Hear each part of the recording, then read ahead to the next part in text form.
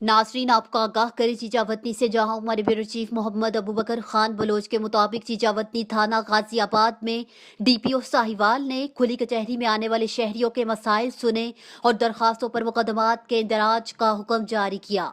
तफसीलात के मुताबिक inspector general of police Rao Sardar Ali Khan के अहकामात की रोशनी में डीपीओ साहिवाल सादिक बलोच ने शेड्यूल के मुताबिक थाना गाजियाबाद में खुली कचहरी का इनेकाद किया। डीपीओ साहिवाल ने खुली कचहरी में आने वाले साइलिन के मसाइल सुने और उनके हल के लिए मौका पर अहकामात जारी किए। उन्होंने मुकदमे के इंदराज के लिए आने वाली दरखास्तों पर इंदराज मुकदमा के अहकामात जारी किए। इस मौका पर उन्होंने कहा कि आईजी पंजाब के विजन के मुताबिक थाना जात में खुली कचहरियों के मुस्बत असरात सामने आ रहे हैं।